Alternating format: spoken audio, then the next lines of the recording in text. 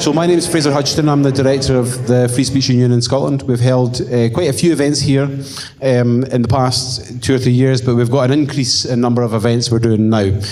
Tonight our event is on freedom of religious expression, not an event we've focused on specifically in one of these panel Q&A events. So I am hoping in the second half of this evening for questions from the audience. Please feel free to put your hands up once we move to audience questions. We've got about 45 minutes or so from the panel itself, and I shall introduce the panel here tonight. So chairing the event, we've got Shireen Benjamin, who is a senior lecturer in education at the University of Edinburgh, to my left here. To her left, we have Stephen Allison, who is a minister of Kiltarlity Free Church and the public engagement coordinator for the Free Church of Scotland. To his left, we've got Simon Calver from the Christian Institute and formerly a solicitor. You're both ex-solicitors, is that right? So lots of legal stuff here. And to his left, we've got Peter Kearney, who is a media consultant and the former Director of Communications for the Catholic Parliamentary Office in Scotland. So without further ado, I shall hand over to our chair. Thanks very much, Fraser. It's great to be here. Thank you all for coming. And I was reflecting this evening on how it is I find myself here. Our speakers are all from different Christian traditions, and they're all embedded in the Scottish context. You can hear from my accent, those of you who don't already know me, I am not Scottish, nor am I Christian. I'm a nice Jewish girl from northwest London. I have lived in Scotland for 20 years, so I'm a bit familiar, but I'm really looking forward to learning lots about the way freedom of speech has played out in faith communities and church communities, particularly over the last 15, 20 years, but also the wider context for that. So I'm going to start by asking our panel, why is freedom of speech and freedom of expression, why is that something that faith communities should be concerned with and concerned about, particularly in Scotland? And I'm going to start with Peter on that one, if I may. Thanks very much, Shireen. And thanks also, by the way, to the FSU in general for hosting these talks, and this one in particular, to Fraser and Jan for all that they do. Normally people say in polite company the two topics you really shouldn't get into are politics and religion, but the FSU seems determined to plough headlong into both. So congratulations for doing that. So Shireen, to come back to your point, which is why should we be concerned? Specifically when it comes to religious freedom, I think we should be concerned because I'm very worried that over the last 20, 30 years, religious freedom across the UK and especially actually in Scotland has been curtailed and has been diminished. And my standard, if you like, is what I think we're all entitled to and what we should aspire to, and that's what's set out in Article 18 of the Universal Declaration of Human Rights. I've got it here, and I just want to read it out in case anyone isn't familiar with it. Article 18 says that everyone has the right to freedom of thought, conscience, and religion, and this right includes freedom to change his or her religion or belief, and freedom, either alone or in community with others, and in public or private, to manifest their religion or belief in teaching, practice, worship, and observance.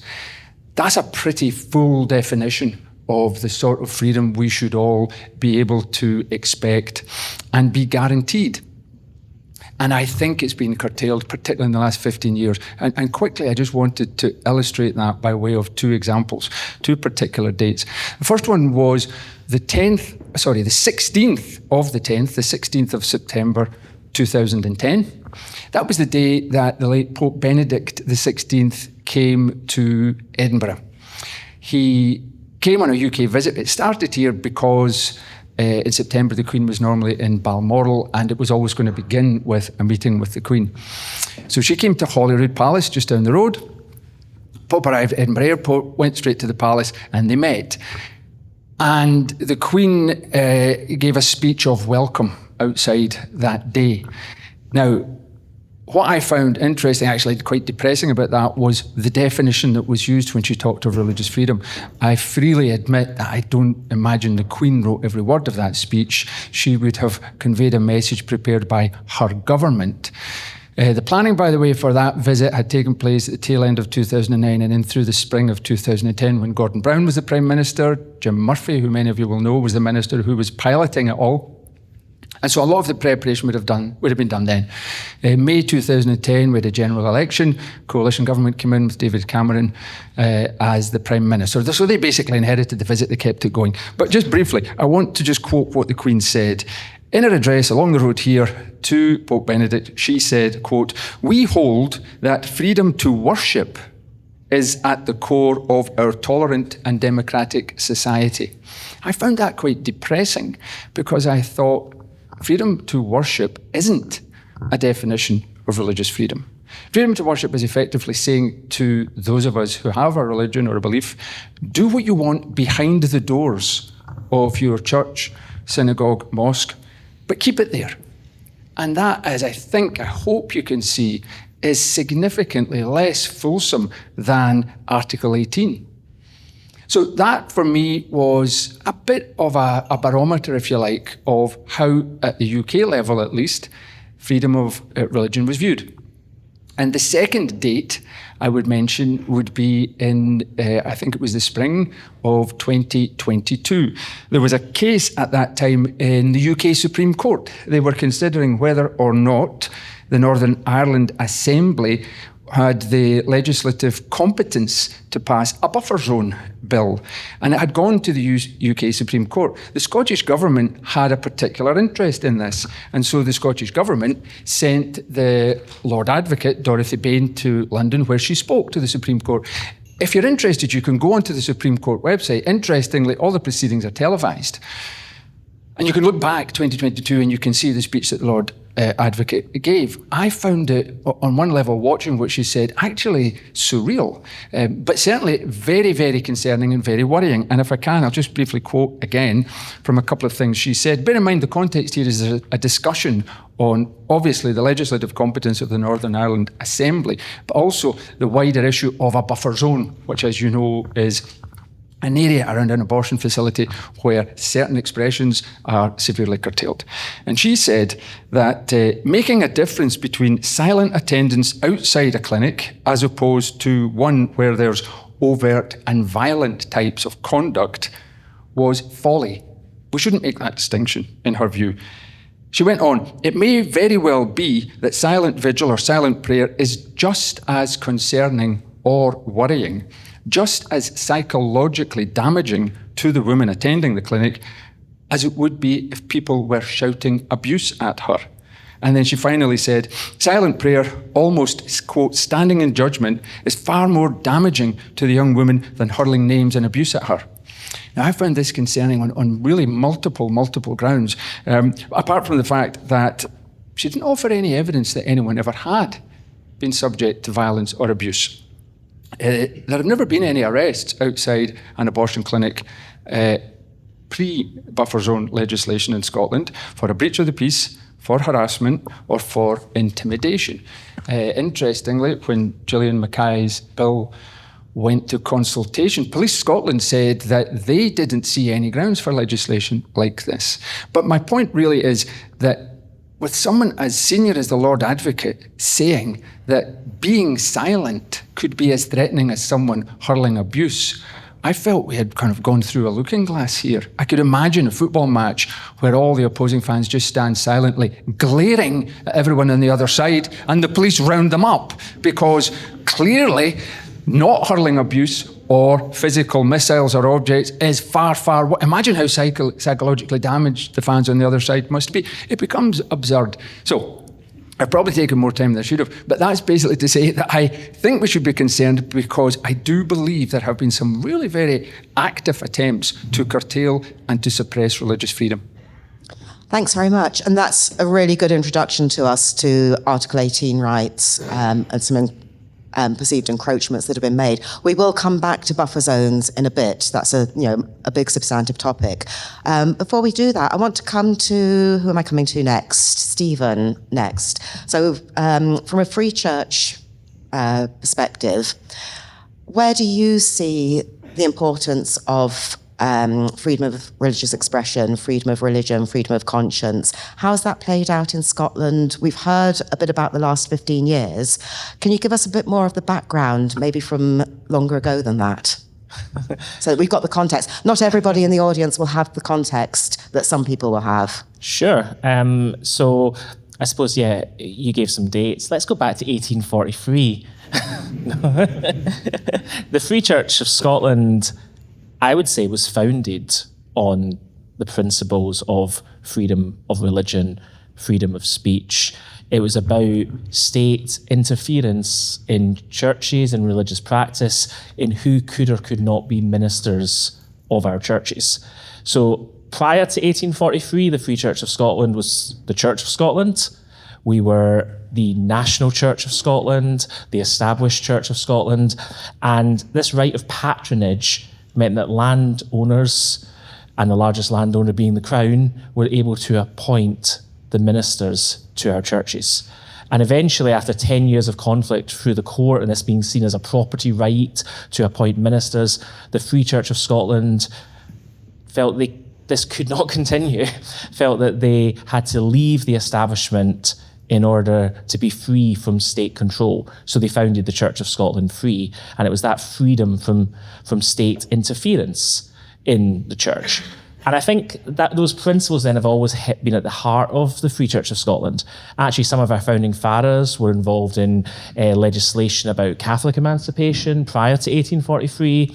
In 1846, we passed, very early in the life of the Free Church, an Act of Assembly that we disavowed persecuting principles of religion, that the state should try to force people to convert. It's always been about persuasion, about discussing ideas. In 1847, when the state or landowners were refusing to give sites for churches across Scotland, one of our early ministers, a man well known in Edinburgh, Thomas Guthrie, involved in the Ragged School movement, was giving evidence to the Select Committee of the House of Commons, and he was asked, would you allow anyone to have a place of worship, even a Jew or a Muslim?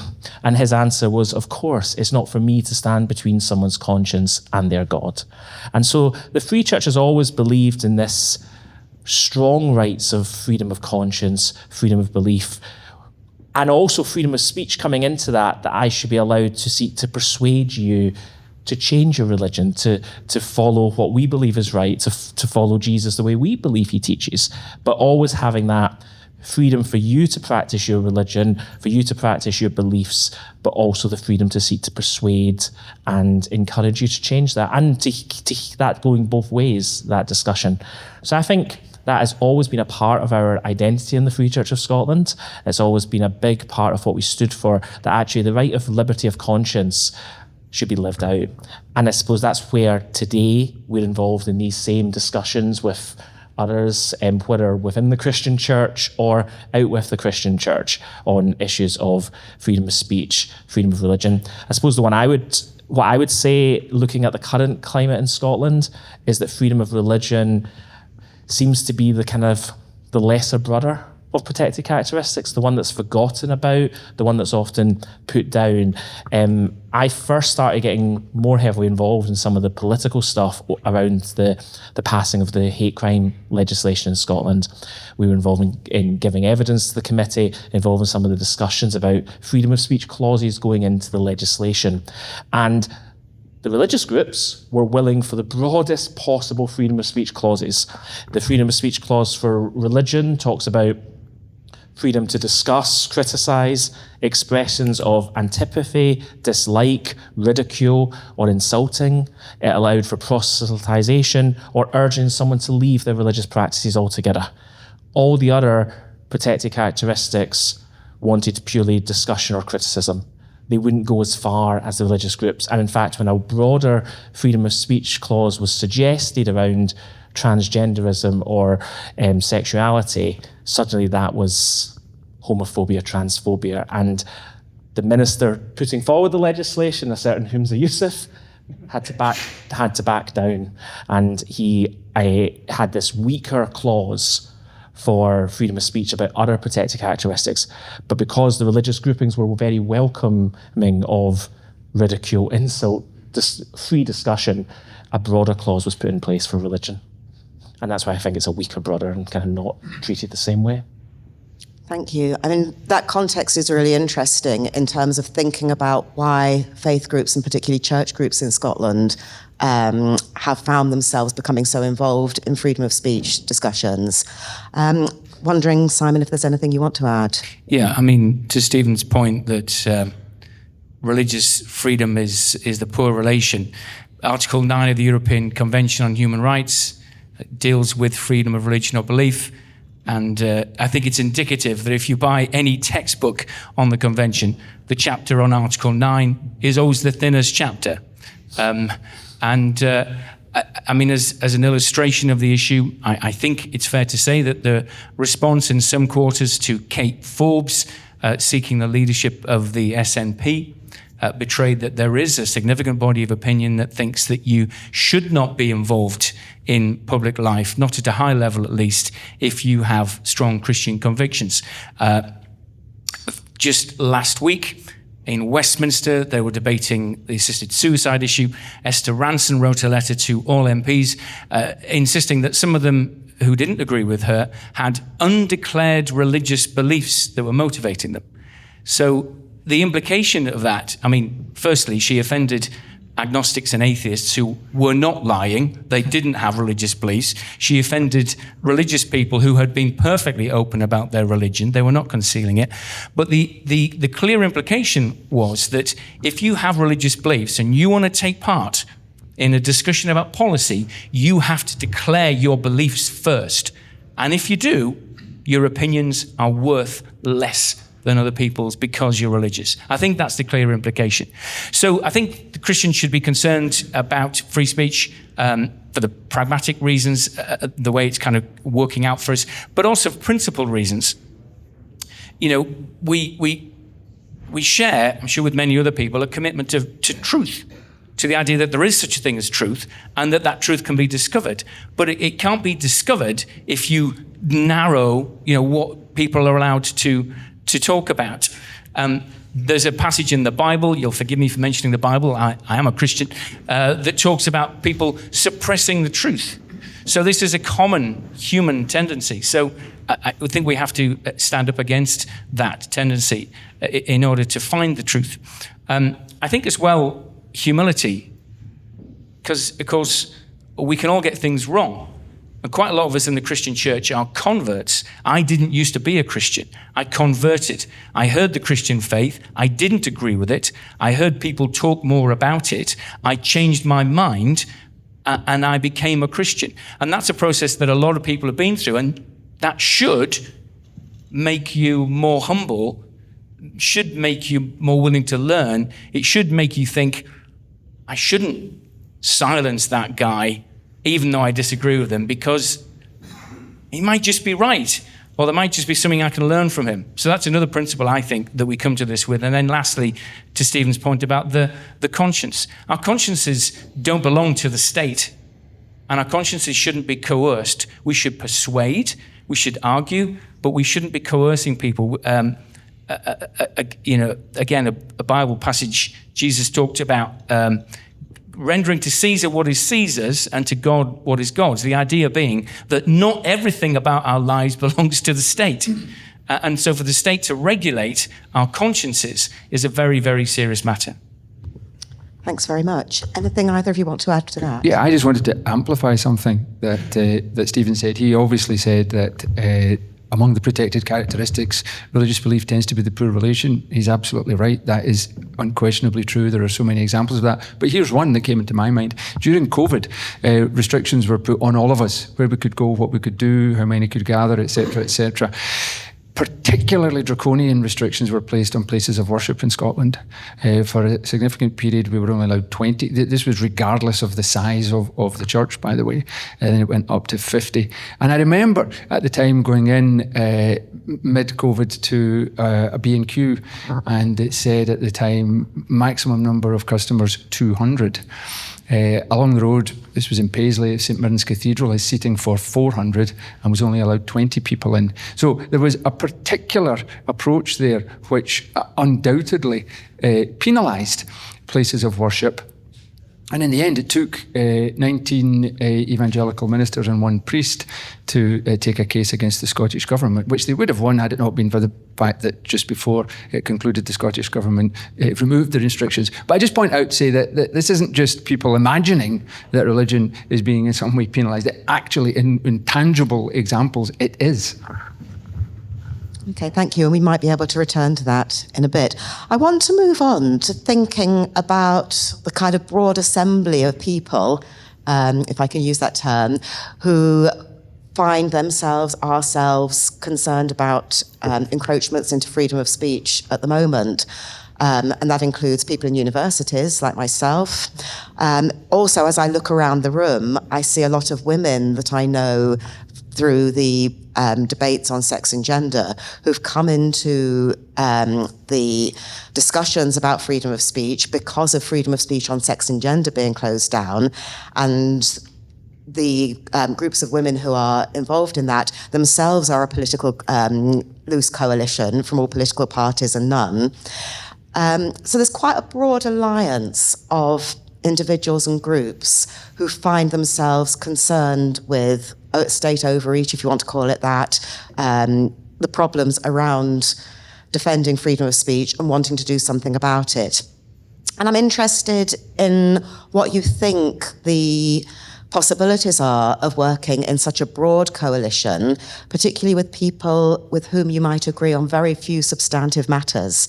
I know there are people in the audience who are of other faiths or no faith, and who might have distinctly different politics from those that you might hold. So can I start with Simon on that one, please?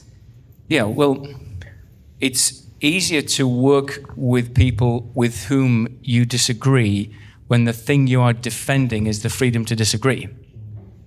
And so that's what we've found, is that you can create these very effective sort of cross-party coalitions, people from left and right, liberal, conservative, religious, non-religious, when the thing at stake is freedom of speech itself and your freedom to disagree with one another. And as I said, that can be very effective. So early 2000s, so basically from 2001 to 2006, Labour at Westminster were seeking to bring in the incitement to religious hatred law, and for reasons like those Stephen set out, we opposed that, even though we could try and use it. We didn't want that law. One of the other groups that was campaigning against that law was the National Secular Society. So the Christian Institute, an evangelical campaign organisation, and the National Secular Society are diametrically opposed on just about everything you can think of course. But we agreed about that one thing. The CEO of the National Secular Society at that time was Keith Porteous-Wood, and he and I struck up a good working relationship, which became a friendship. I'm still in touch with him to this day. But at that time, we were able to make joint approaches to members of Parliament about the risks of this anti-free speech law, and we would get a meeting because the invitation would come from the Christian Institute and the National Secular Society, and that people didn't, expect that, and then you're able to bring in. I mean, that was the I'll move on to that, but so it's very effective,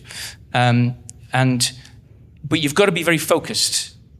You're not trying to draw up a manifesto with all of these kind of various different people that you have, very strongly differing views from on other things. You're just focusing on the one thing. It might be the Hate Crime Act or whatever the issue is, you've just got to keep your focus on that.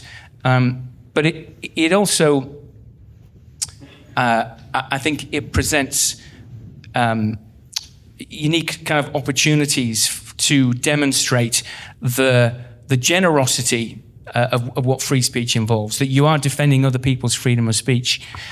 So, for example, 2012, we ran another joint free speech campaign with the National Secular Society. We had gay rights groups involved, religious groups, mainstream civil liberties groups.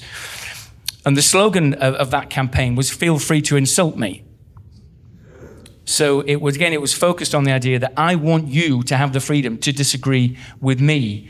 That was a campaign where we got Rowan Atkinson involved. There's a viral video of him giving a brilliant speech about freedom of speech. That was from the launch of that campaign. And so that principle, though, that I'm not just defending my right to say things that you don't want to hear. I'm defending your right to say things that I don't want to hear.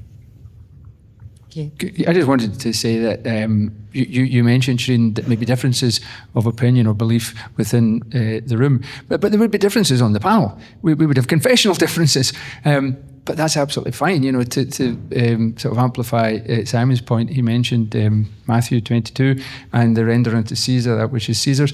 Well, that's something quite foundational, which we would all agree on. And over many years, I've worked certainly closely with Simon. I know colleagues of mine have worked also with Stephen, because what we would do is we would look at particular issues. I agree it has to be quite focused on the moral or the ethical implications of the issues, and then work across groups. It's why, by the way, I think the FSU is so effective, because you can be agnostic about all sorts of beliefs that people have way beyond religion, across a whole range of protected characteristics, but at the same time say what Simon has said, and that is, I might not agree with the perspective, with the belief, with the views that they hold, but I absolutely believe that they have to be able to express them. Otherwise, the curtailment, which I think is evident, I know we're going to come on to in some legislation at the moment, is targeted for the most part at religious expression, but that's the very, very thin end of a wedge. Is there anything you want to add? So I suppose I do think, though, we also have to acknowledge at times that there are religious groups, there are times within our own traditions where people are not good at this, where people do take offence and want to use the rights to protect themselves. But I've always found that where people are more committed or confident to their own views, they've actually taken time to think through what they believe they want to persuade others, and it doesn't offend for you to disagree with me.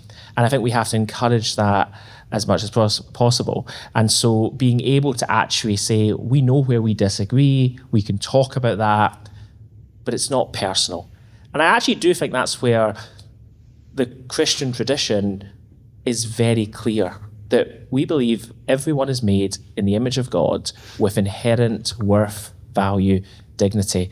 And that means actually freedom of speech, freedom of religion comes out of us respecting you enough to listen to your viewpoints, to hear where you're coming from, and also respecting you enough to seek to persuade you.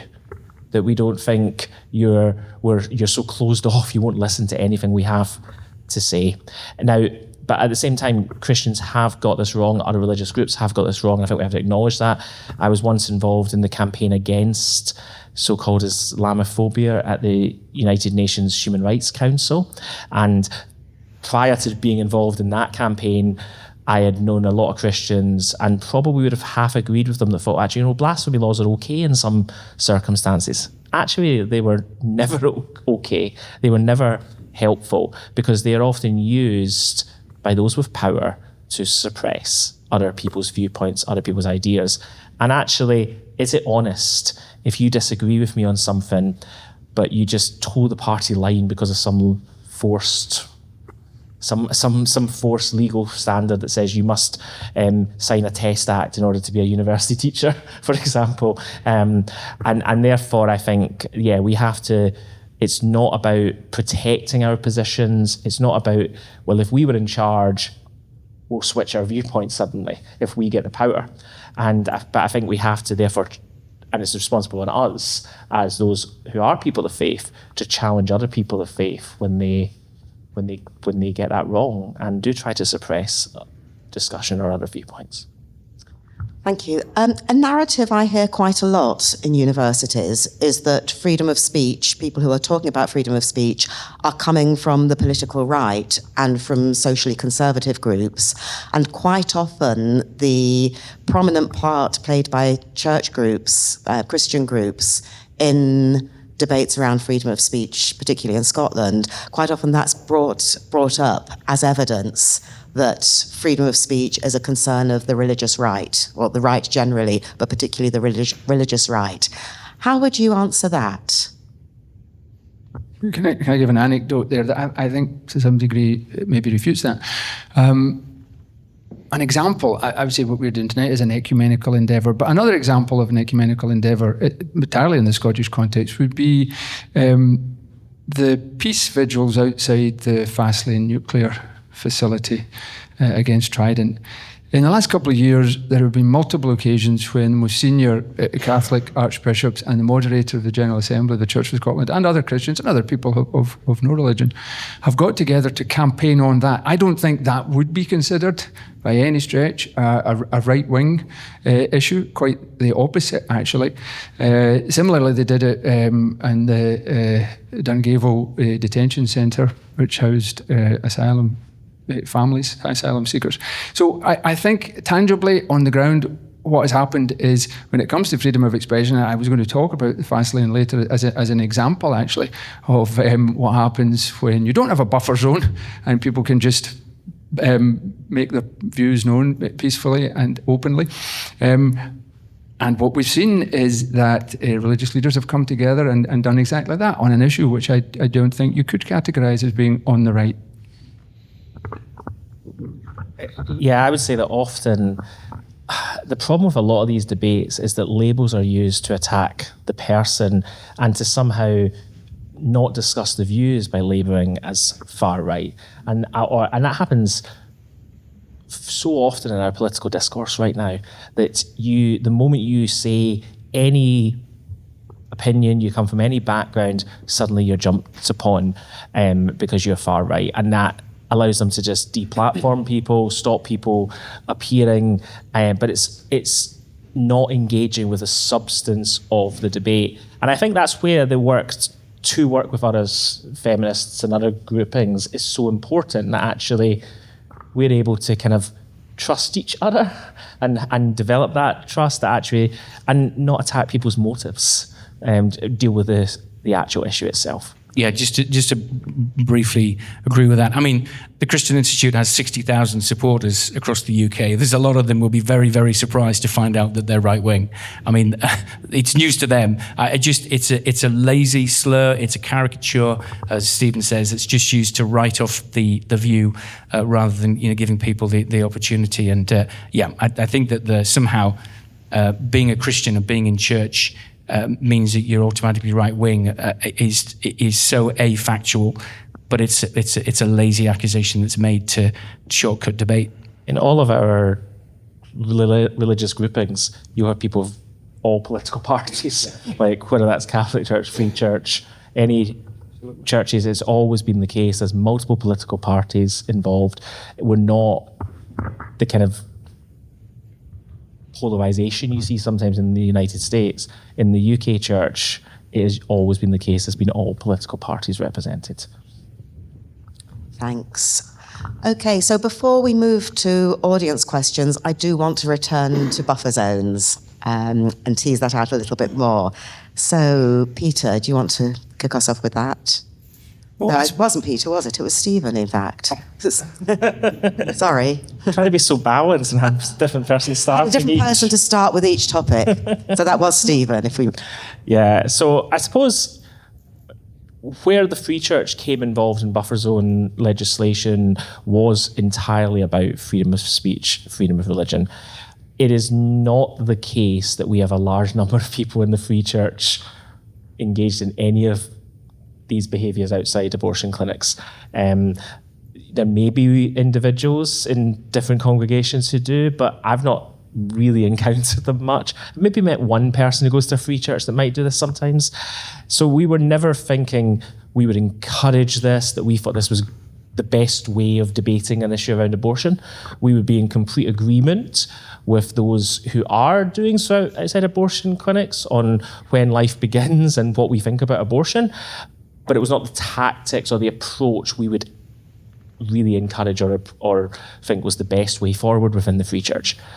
But for us, it was an issue of freedom of speech, freedom of religion. And so we wrote a consultation response on that topic.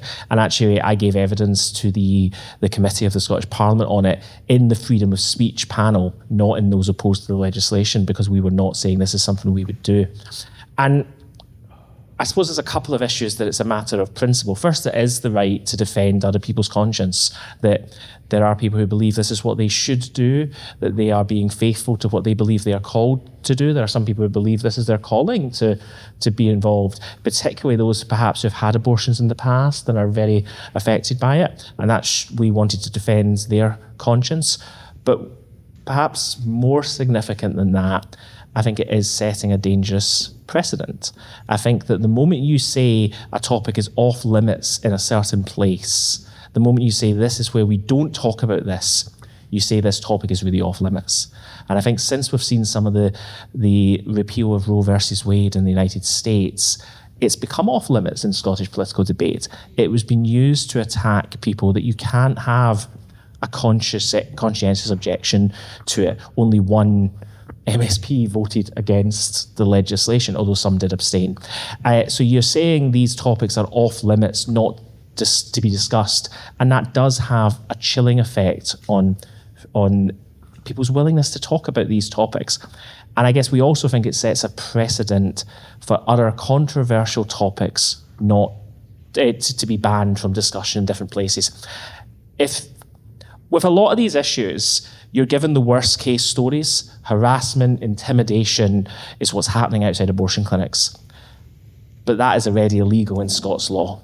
And in all of the cases, like where it's buffer zones, where it's a proposed ban on conversion practices, you're given the worst case examples in the media, which are already illegal. So what is the legislation really doing?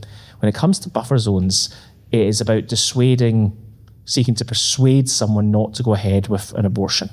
Now, you might think you shouldn't be doing that, but it's the right to seek to persuade someone or seek to dissuade someone that is illegal. My issue is then that persuasion is illegal, or seeking to influence someone's opinion on something is illegal. That could easily be applied to sexuality, gender.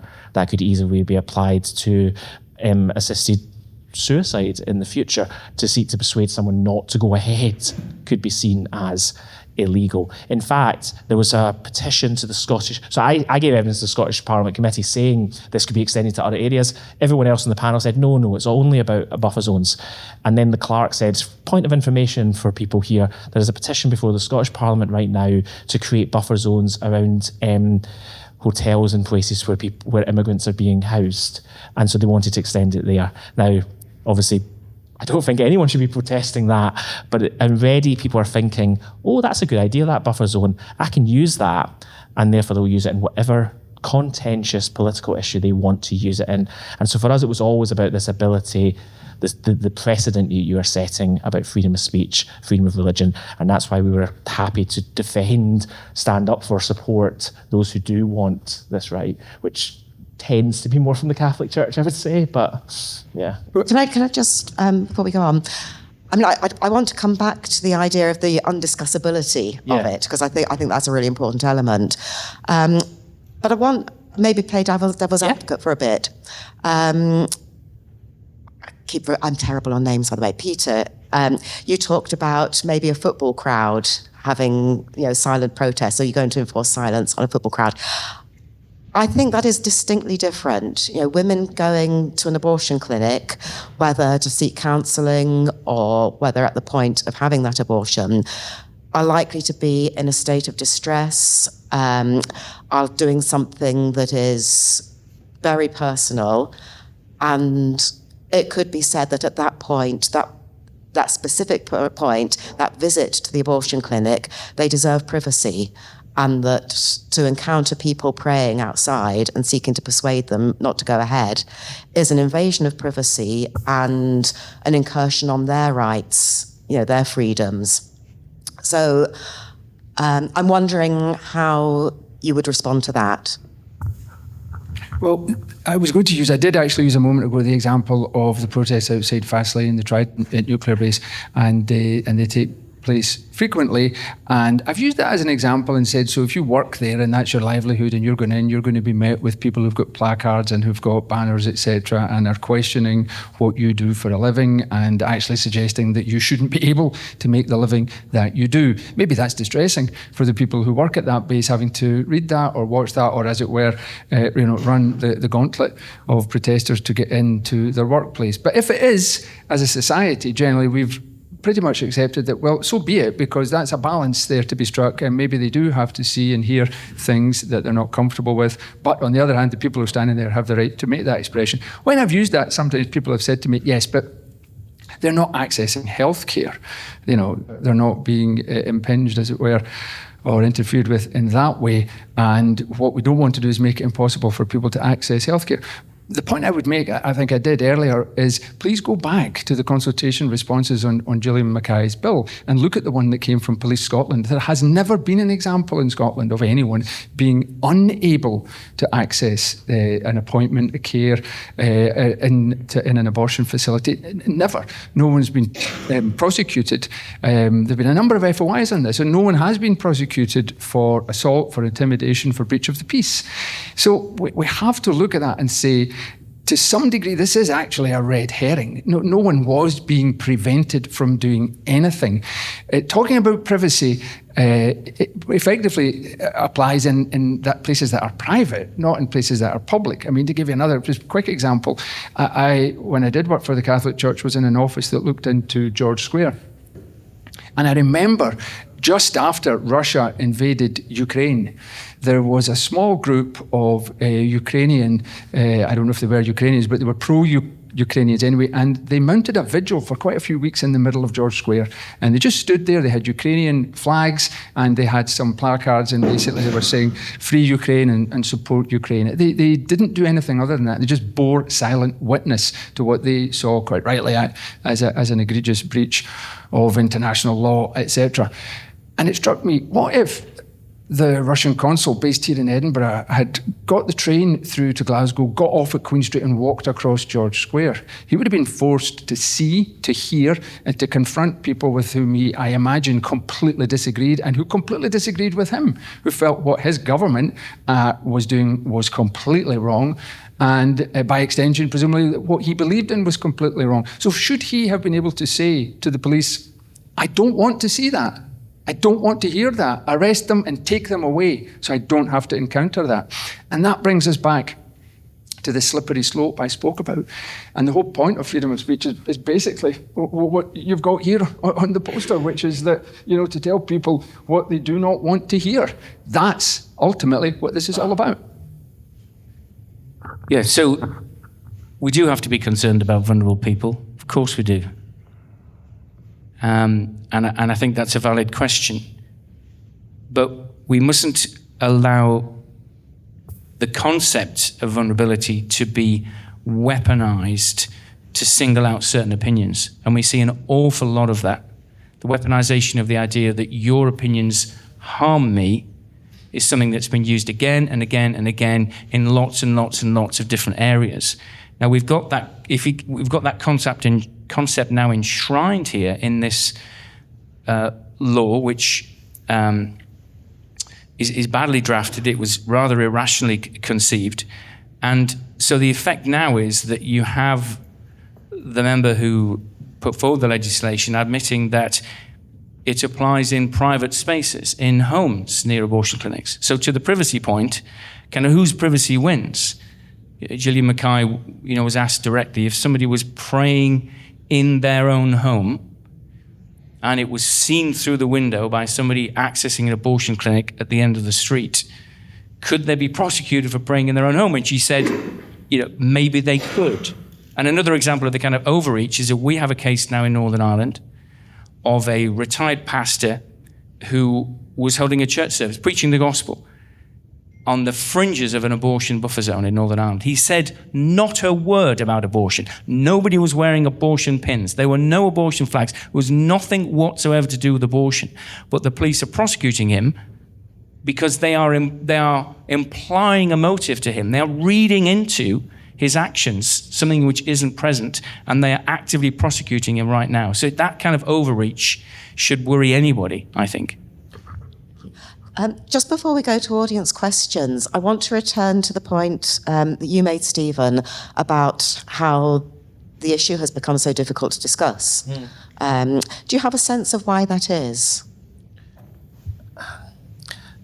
So I think why has it become so difficult to discuss? I think because it is, I think people are vulnerable. There is a sensitivity about it. People don't want to hurt someone. I think that all plays into it.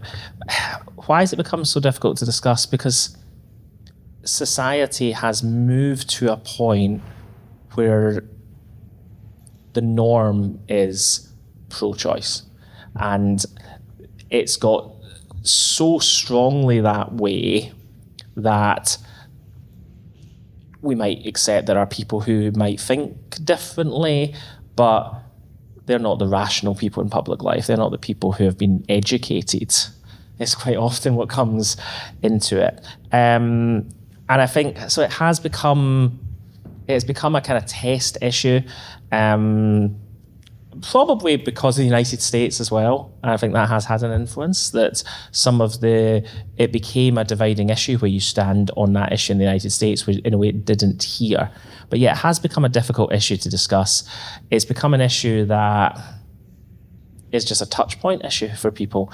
But I think we are all vulnerable in different ways, in different circumstances, and yet we still have to be able to talk about things.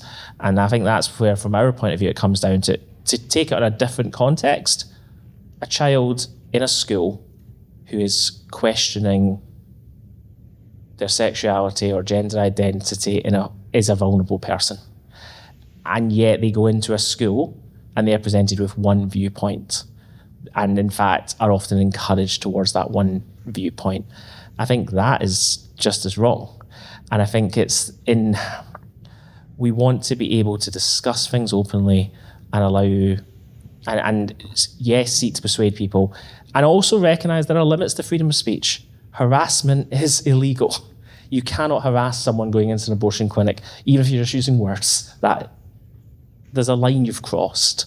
And so freedom of speech is not absolute, but it doesn't.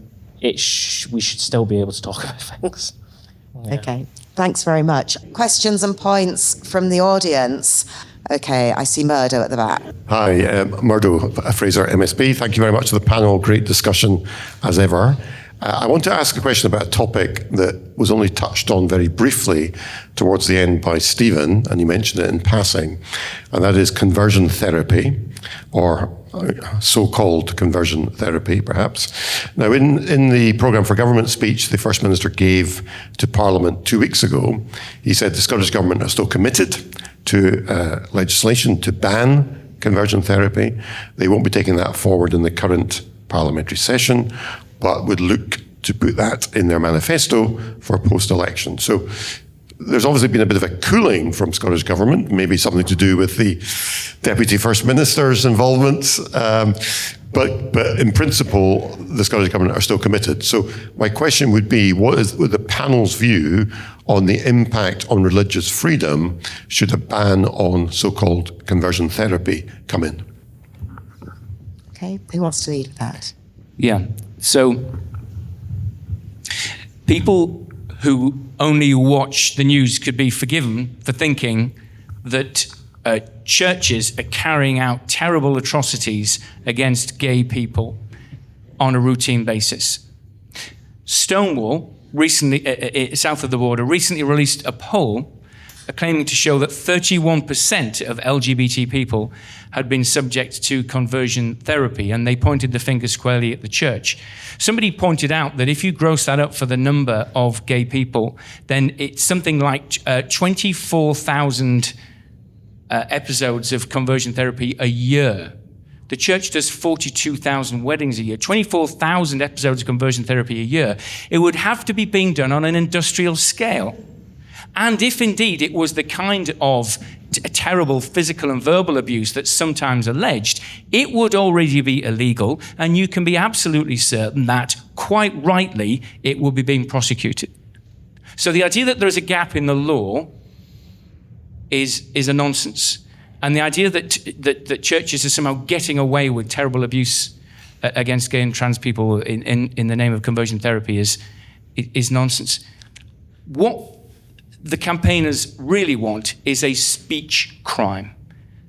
They don't want a law that targets coercion or harassment or any of those things, because I've seen the drafting that they come up with.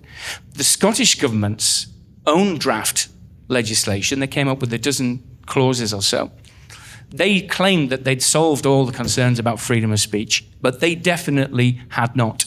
We instructed Aidan O'Neill, KC, who tore it to shreds. And when they published the bill, the newspapers for weeks were full of headlines about, for example, parents of gender-confused children being prosecuted for conversion therapy for not endorsing their wish to transition. So that, whether it's in parenting or in church ministry, that would be the real effect, is you'd have a speech crime where you're just not allowed to express certain beliefs in the presence of a trans or gay person. It would not be about protecting them from abuse. They are thankfully already protected. It will be about stopping them hearing certain opinions. And so that's why, thankfully, this kind of cross-party alliances or coalitions that we talked about has come into play. Because organizations like the LGBT Alliance are clear that they don't support a conversion therapy law. Free Speech Union has spoken out against the idea, and there are other gender critical groups as well who have taken a lead on this. And I think that ultimately, I think they'll fail, because the choice they've got is either between a new law which does nothing more than the existing law, or a new law which tramples all over the ordinary work of churches. And I think that will be a terrible idea. So under some of the versions of the proposals that have been discussed, the effect, so it's not about the electrotherapy stuff that doesn't occur in Scotland, maybe occurred 30, 40 years ago in some places, but that's illegal. It is about the ordinary work of churches. So under the proposals that are being discussed, someone comes to me and says to me, I'm struggling with this issue. I believe, like you do, the Bible says not to act upon this, not to do this. Will you pray with me about this? Will you talk to me about this? That could be seen as conversion practice. Any attempt to change or suppress someone's sexual identity or gender identity. In fact, I think, I discovered this after the fact as I was going through some of the stuff, I think I was involved in something that could be seen as conversion practices that was not about homosexuality or gender identity, because the legislation is written both ways, and it's about practicing your sexuality in some ways. So I had a girl come to me in my congregation wanting to become a member of the church, and we refused her becoming a member because she was sleeping with her boyfriend. A couple of years later, they'd stopped that. They've since got married, and she said to me, thank you for sticking by that opinion, not allowing me to become a member of the church. She's now a member of the church. Thank you for saying that. That was conversion practices, wasn't it? I stopped her expressing. Now, you might think, who on earth in 21st century Scotland would tell someone not to have sex with their boyfriend? But should I be banned from doing that? Prosecuted, yeah, a criminal offence. So, and the legislation is written to be heterosexual or homosexual. That would be illegal if the legislation was passed as the Scottish Government drafted it. I just wanted to add that I've talked about buffer zones, and the one phrase I didn't use and I should have used was effectively what that legislation did was create a thought crime, in the sense that, standing silently and you were being prosecuted effectively for what you were thinking, and now the reference has been made to the speech crime. Chillingly, 2 points. One, yes, as Simon pointed out, the concept of wholesale conversion practices being perpetrated against people in Scotland is an absolute straw man, in much the same way that the idea that people were being prevented or intimidated or harassed and unable to access abortion facilities was also a straw man. But it doesn't seem to matter that there just is no empirical or evidential base to back up any of this. It goes ahead anyway. But I was just going to say, even more chillingly in the context of conversion therapy, is the suggestion that even if someone approaches a pastor, a priest or a minister and simply says, would you pray for me? In other words, they have consent, which today in society, consent seems to be the gold standard for literally everything. How many cases do we see time and time again involving sexual assault, for example, where the only question that the criminal justice system seems interested in is whether or not it was consensual and whether or not consent was given. And yet, we've turned that on its head in the context of this debate and said, even if you do give consent, it will still be illegal. And that is really chilling. Thank you. I have one question here from the man with the blue cap, and then at the back, we'll come to you next. Hello. My first question, it relates to what's often called the fourth estate, which is the national media in particular. The first point or observation was I take a great exception when motives are utilized rather than actually confronting the question being asked. I find that horrific that that's so often applied. They can't handle the actual question, so they start imbuing motives, sometimes right, sometimes wrong. And in the national press, that is so often what happens in the national press, that the argument is not just stated, but referred to in the form of motives, and that applies to so many of the political areas, including, of course, the Middle East. And so my general point is, what are your views about the state of the fourth estate? And my second point is a much more specific issue about the nature of what's called the established church. Not quite understood what exactly that means, but that in terms of the parameters of free speech, that seems to have some relevance. Okay, thank you. Should we take those in order? So the one about the fourth estate first. Yeah. Well, your first point, the fourth estate and the media in general, not in a good state would be the answer, and haven't been for a very, very long time. The sales have fallen literally off a cliff.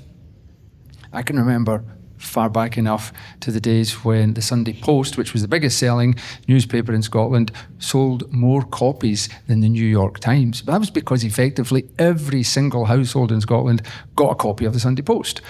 You would have said much the same for papers like the Daily Record. This has long since ended. It's just completely collapsed.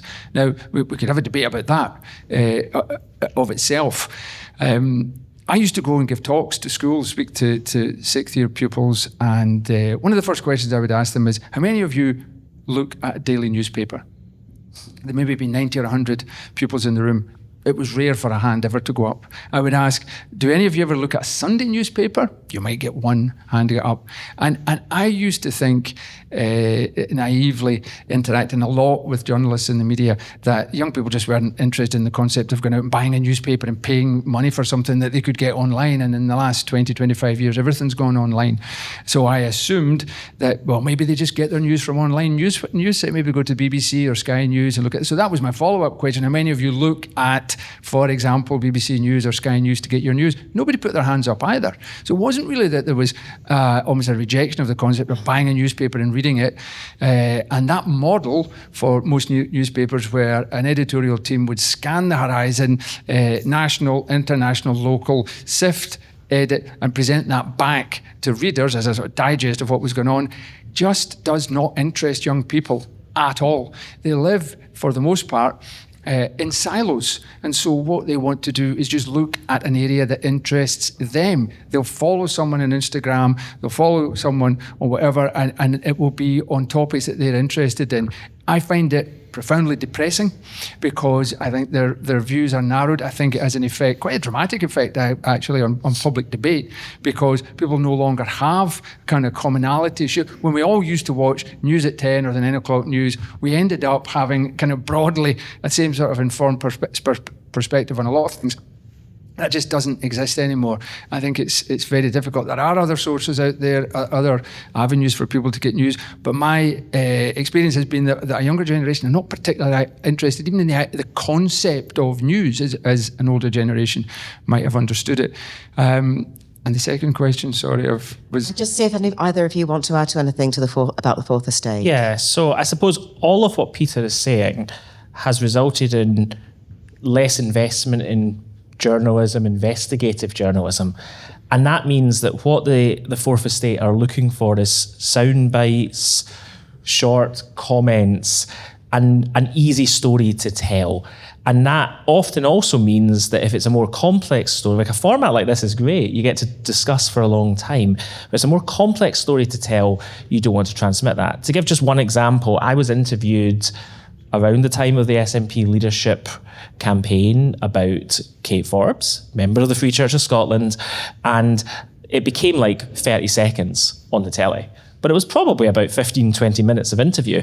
And one they really wanted to talk about was the Free Church, of course, we lock up swings on the Sabbath and do anything we can to stop people doing any work on the Sabbath, or at least that's what they think.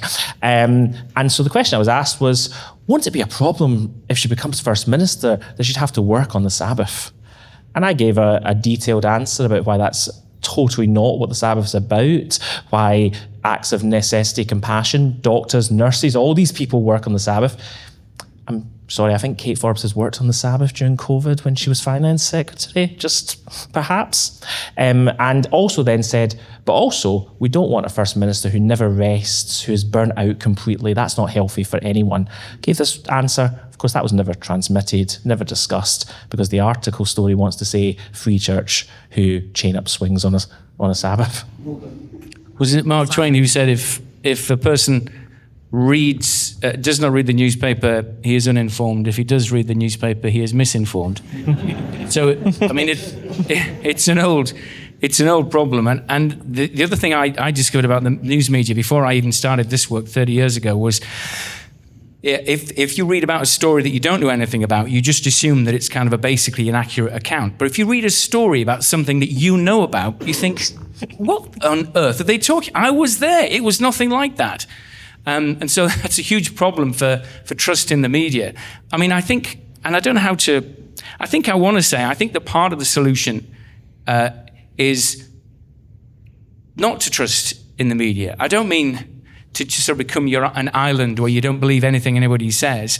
But I think the idea that, that journalists, it's an honourable profession, right? But the idea that journalists write in order to just inform you about the truth out of the goodness of their hearts, that may be the mistake that we're making. They have to make a living. They have to get clicks. And so, they write the story with that in mind. There are plenty of good journalists and there are plenty of journalists who try hard to be objective, but I don't think that we should expect too much of them. I think your question perhaps was getting at the issue of journalists attributing motive. Yeah, and so that, I mean, I don't want to go on, but phobias. Everybody's phobic about something. Journalists are quite bad for having bought into that kind of idea which, grew out of universities, that somebody who doesn't agree with something is suffering from a phobia.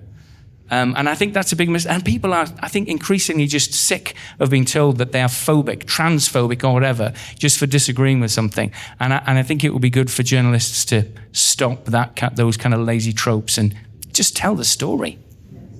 Thank you. And the second question was about the established nature of the church. Can we go to that quite quickly, I think, so that we can move on? Probably my colleagues could have more to say about that.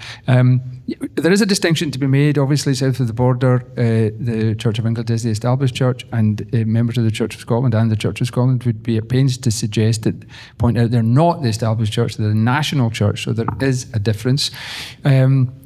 The only thing I would say in terms of the established church, meaning the Church of England, is the UK is one of the few countries in the world where the supreme governor of the church and the senior clerics in the church sit in the parliament. The only other one I can think of is Iran. Okay, so we've got a question at the back, and then we'll come to you, and then to you. Okay, so 1, 2, 3. Thank you. Thank you very much for everything so far. Scotland has a tradition, in my opinion, of religious dissent to a certain extent. You spoke earlier about the schism between the Free Church and the Church of Scotland in the 19th century. We also had the Covenanters before then in the 17th century. Robert Burns wrote Willie Wassell, which got under the craw of the Church of Scotland. And we also had Billy Connolly talking about the Last Supper, which caused a great deal of consternation amongst the national church at the time, and probably the Roman Catholic Church as well. So I think we do have a cultural heritage of getting under the skin of religious establishment. I find it quite interesting that most of us here will acknowledge that while in those days of the examples I just gave, the preponderance of the population were in some way religious, and yet now we have increase in atheism/secularism within the population. People seem to be getting more and more offended by it. Through the lens of your various churches, when do you think that happened? And do you think you can pinpoint an individual or an event that caused it, if that makes sense? Who wants to lead? We're all looking at each other. I mean, it's always been around, right? I mean, I think that, I say this a lot to Christian audiences, that if you, I hope I'm answering the question that you're asking. I say to people that if you find that you never disagree with the society around you, then you're doing the Christian thing wrong. You're always going to end up having to disagree about something because you've got a very different sort of worldview. And so the flip side of that is that there has always been greater or lesser kind of opposition to Christians and Christianity and to churches and so on. So it's not like a modern phenomenon in that sense. But I think that, there was a time probably up until the 90s where Christianity was sort of still broadly regarded as basically a good thing. ITV would cover, for example, Billy Graham rallies at sporting venues and would just broadcast them as something of public interest. But then we kind of switched to, a period of decades where Christianity was regarded as broadly a kind of a neutral thing. It gave you no advantages or disadvantages. We do seem to have slipped into an era where, for many, being a Christian is regarded as a negative thing. And so, back to, Esther Ranson's letter, if you come to any kind of public debate, you are automatically positioned several points behind the start line. And so I can't pinpoint a reason or an event, but I suppose I'm saying that that's a transition that I've witnessed, from the 90s onwards. Is that sort of an answer to your question? If that, if it's from the 90s onwards, I feel okay then, because I was born in 1987. Yes. So I've gone through this my entire life. So I cannot pinpoint an event or a time. What I would say is that power corrupts, absolute power corrupts, absolutely. That those who are in the majority viewpoint, as a minister in the Free Church of Scotland, we're all sinners. Whenever we get into a position of authority, power, it goes to our heads. We abuse that position. We take away the rights of others.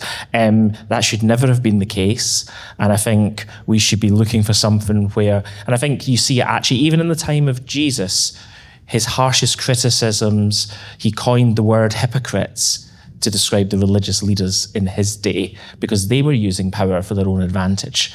And so I think, it's we are all broken, we are all sinners. What we have to do is somehow fight for freedom of speech, freedom of religion, a true marketplace of ideas, without getting proud and thinking, well, now I've succeeded, I'm going to now take over and use that as a position of privilege. The established church is a bit like that as well, actually. It's sometimes seen as a privileged position. Well, isn't it great we get to be involved in state occasions? That was not the point of the established church originally. It was meant to be as a conscience that challenged the state and could speak to the state. It didn't work out like that. I was just going to say, I blame Ricky Fulton when he used to do his takeoff of Late Call, which up until that point was a regular on STV, and then became completely unwatchable because nobody could take it seriously anymore. But no, seriously, I think that Stephen makes a good point. If we go back 60, 70 years, the consensus in Scotland would have been considered a Christian country by both belief and broadly by practice. And the consensus was that there was a social expectation, that there really was. In fact, there was probably a bit of stigma if you didn't conform to that. So when church going was at its highest levels, those who didn't go were really seen as sort of radical and on the fringe and making quite a statement by not conforming to that consensus. That has inverted completely. Today, those of us who do make our way through the doors of a church on a Sunday, we're now the radicals who do not buy into the consensus. We should really be on the golf course or in B&Q or something like that, and we're not.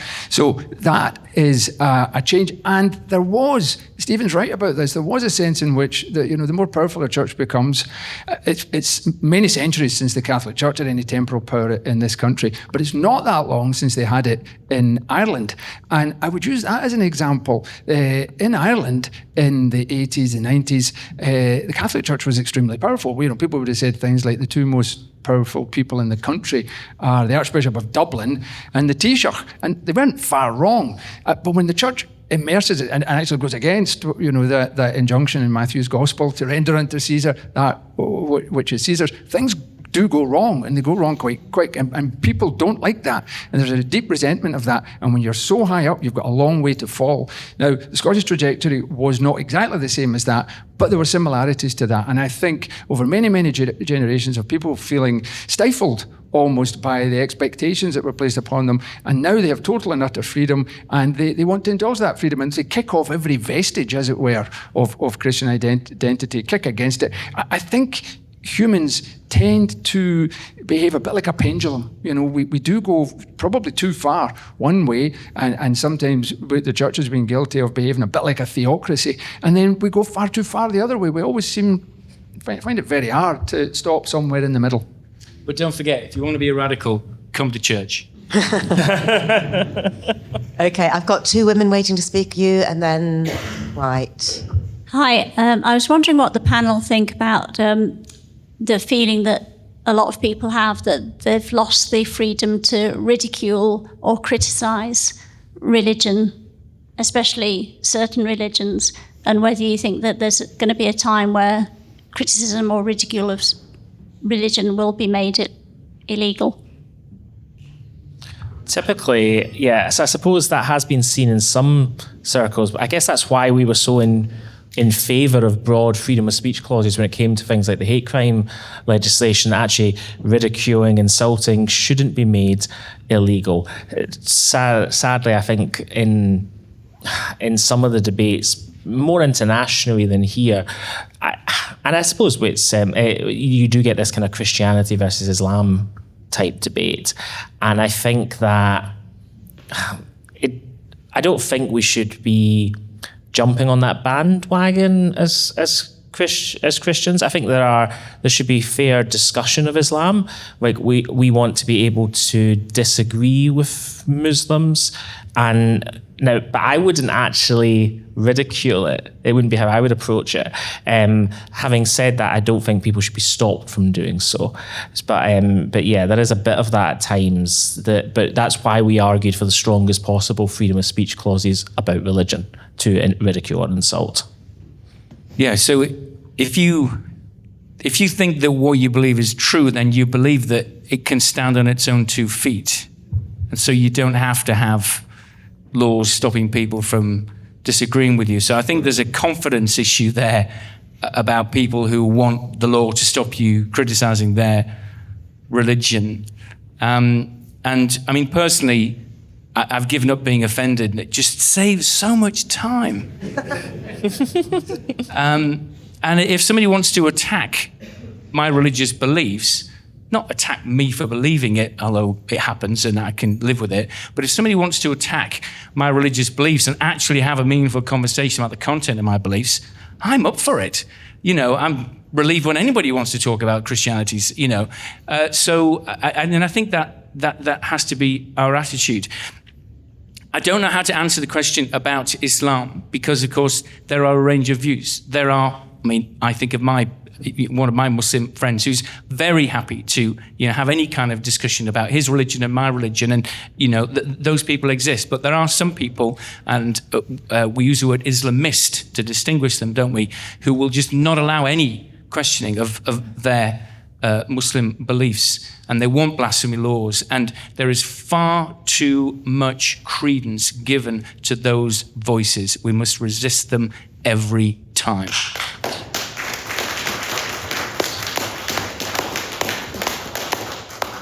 So yeah, I obviously I understand that the implication in your question was a disparity in the way religions are treated, and that is undoubtedly true. I remember, it would have been 10, 12 years ago, in the Museum of Modern Art in Glasgow, one of the exhibits in a glass case was a Bible, and there was a hole you could put your hand in, and on a chain there was a pen, and people were encouraged to come along and basically scroll across the pages of the scriptures, whatever they wanted.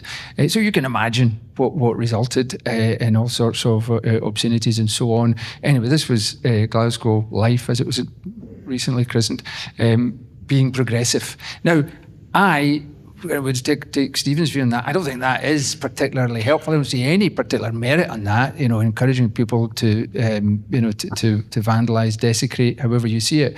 But if you're going to do that, at least do it on an equal basis and allow it to be done for any holy text. And we all know that there is absolutely no prospect whatsoever that would ever happen. And that is an enormous disparity and frankly, a huge hypocrisy. And we're not all literally on the same page there, pardon the pun. But, if we look at Islam, for example, it treats apostasy very, very differently from how we as Christians would treat that. We very much would want to open the door and persuade and encourage people. If they come in, great. If they walk back out again, that's a matter for them. But if you're under a system that says if you walk away, that's a severe crime and it's severely punishable, that on itself curtails freedom, totally. The Islamic Declaration on Human Rights includes rights about freedom of religion, but not to change your religion. And I think that is quite a significant aspect, yeah. Okay, I've got somebody waiting with a question here. Is there anybody else who's waiting to speak? So 1 and 2. This side. Okay, so there's somebody over here first, Jan. Was that a hand over here, or were you pointing out other people wanting to speak? It was wanting to ask more of a challenge, I suppose, to some of the comments at the beginning. The understanding being that pre the buffer law, that there was evidence of no harassment of women. And I'm kind of struggling to understand who was meant to be collecting that evidence, given that harassment, one, was not a crime, and health services would not collect any information on women who were not coming. How do they get that information? So I suppose My question is, how do we know there was no evidence of harassment? And of course, in science, there is the adage about evidence and the absence of evidence, and whether that's the same as the evidence of absence.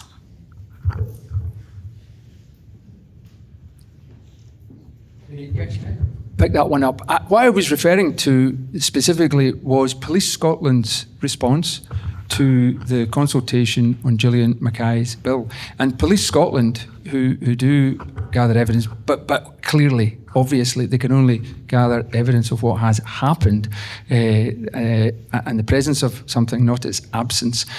But they were quite unequivocal, and they said that there had been no arrest outside any abortion facility in Scotland ever for intimidation, harassment, or breach of this peace. And they went further than that, and they said they did not believe there was a need for additional legislation because the common law, which I think has been referred to, was more than enough to cope in the event that someone was being harassed or intimidated or attacked in any way. So my reference was to the submission that came from Police Scotland, and I think it was pretty unequivocal.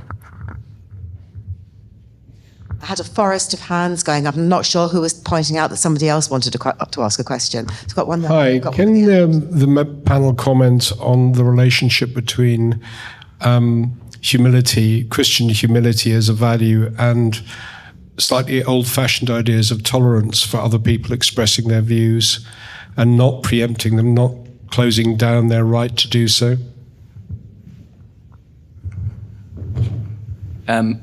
So I was one of those who mentioned that, used the word humility. So I think I was getting at the idea that, we have to realize that we might be wrong about something.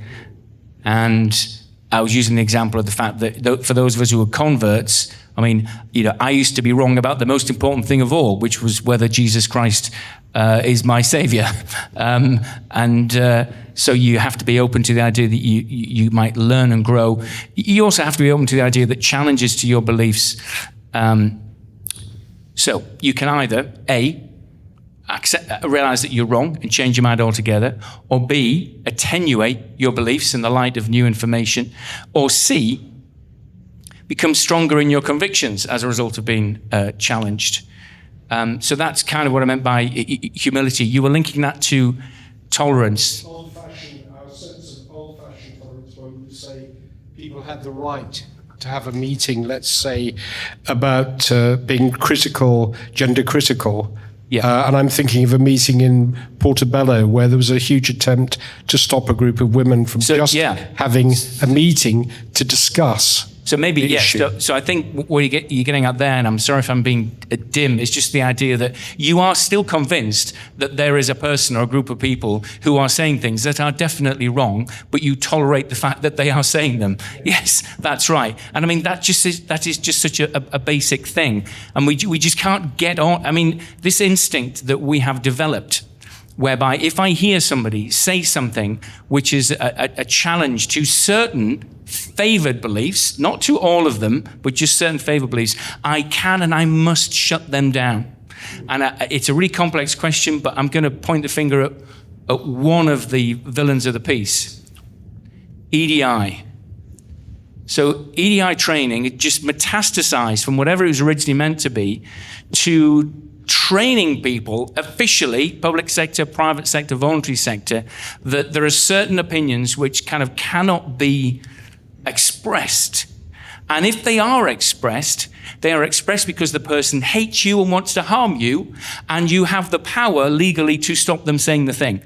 Now, each stage of that is more or less garbage, but they've been trained in that. And so you've got an army of people trained to think that it's their job to stop you saying the thing, rather than being trained to think, I disagree, but I have to tolerate. And just to go briefly back to buffer zones as an example, the legislation was passed to stop seeking to persuade someone to go not to go ahead with an abortion. So it was quickly made clear by Police Scotland that means the buffer zone legislation kicks in when the clinic is open. Some people then thought, well, in that case, we'll protest the law when the clinics are closed. And the MSP goes to the paper and says, I thought that should be covered too. She phones up Police Scotland, go and arrest them, go and get them.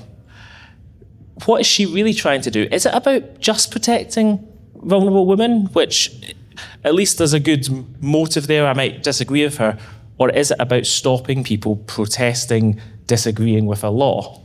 And this idea of let's extend it is where I think this could end up. Okay, I've got a question here. I think that might be the last one, unless there's anything anybody's desperate to come in with.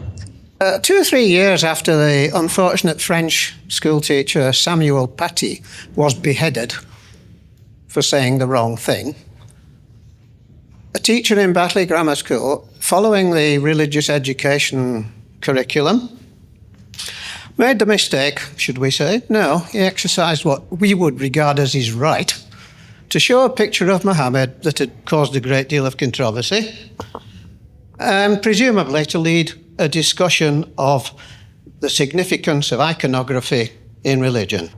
That school teacher was immediately sacked. He's been given police protection. His name has been changed along with the names of his wife and children. They've been moved to another part of the country, and they're spending the rest of their lives in fear.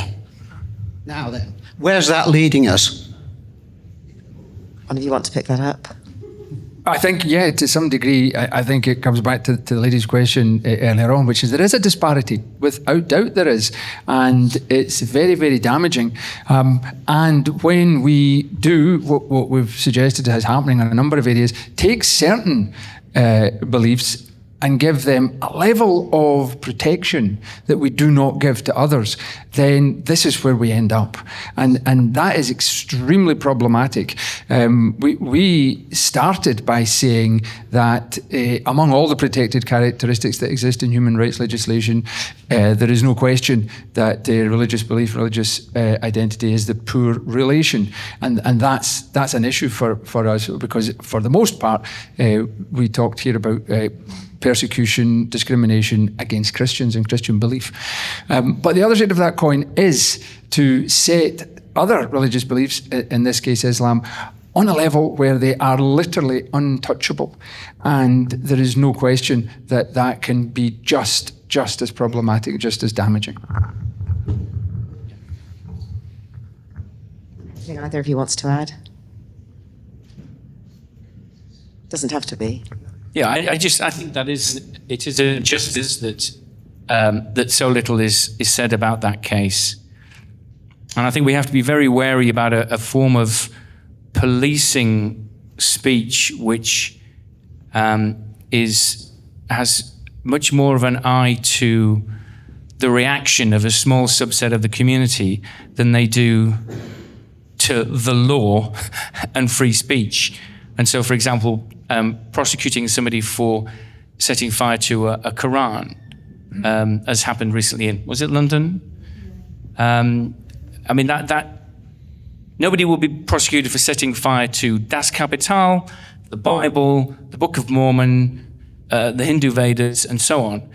So there is no reason to prosecute. That man may have done something foolish, something unwise, whatever else you might think, but it cannot be a criminal offence. And the reason the police are doing that is because they're having an idea not to his act so much as to the reaction from, as I say, a subset of the community. And that's the wrong way around.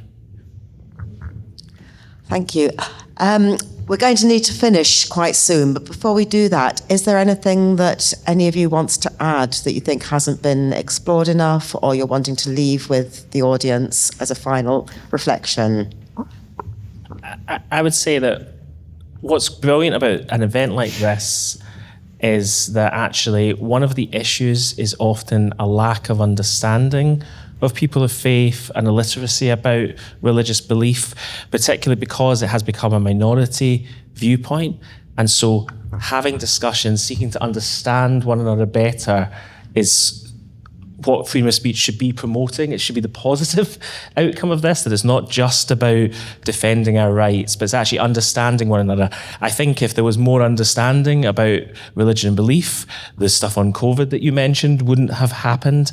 And I think some of the proposed legislation around potential bans on conversion therapy wouldn't be being discussed if there was a better understanding of what really goes on within religious communities. So I would just encourage everyone, of those with belief to understand those without belief, and those without faith or belief to take time to understand those who do have religious beliefs and hold these genuinely, strongly and humbly at the same time.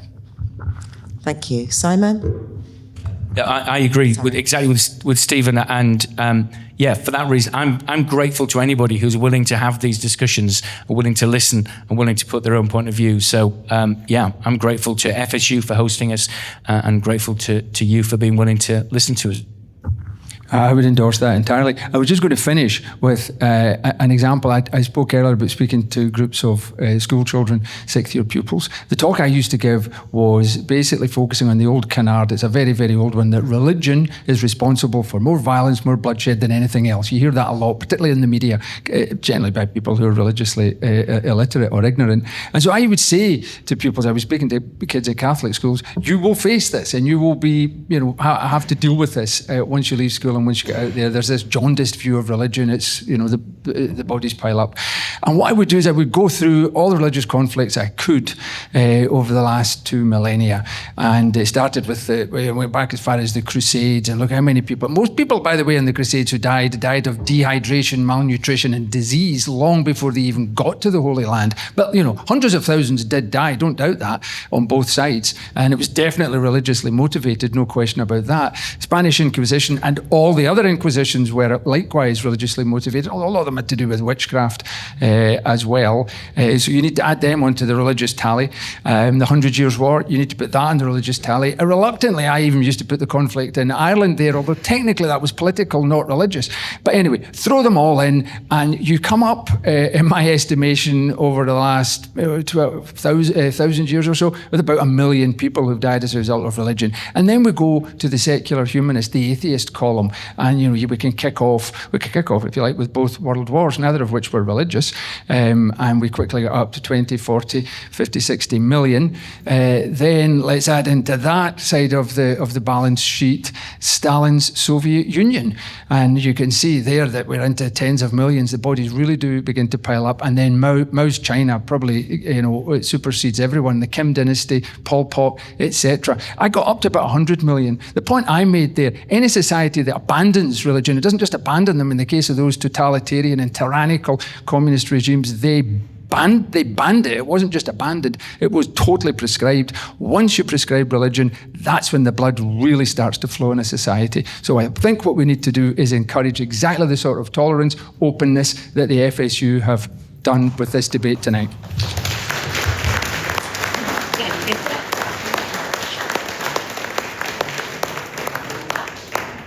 Right, so on that note, I would like to very much thank all of you for coming.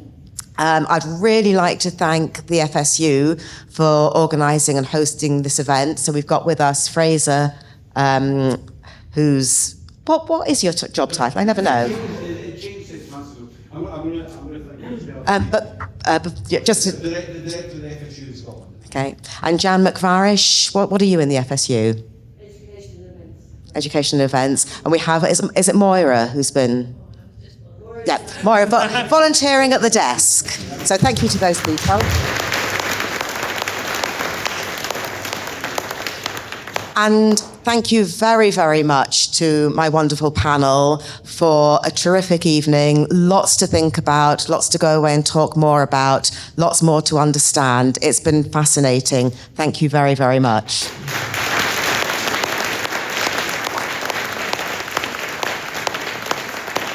And I'd also like to thank Shireen as well for being such an effective chair tonight. We couldn't do these events without individuals volunteering to either chair or be on the panel or coming along to these events either. We always extend them to Free Speech Union members and non-members, and we would encourage you to join. We're now at around 30,000 members of the Free Speech Union across the UK, which is quite some growth in 5 years. I've been there, as has Jan, just since we started, and it's been quite a remarkable journey.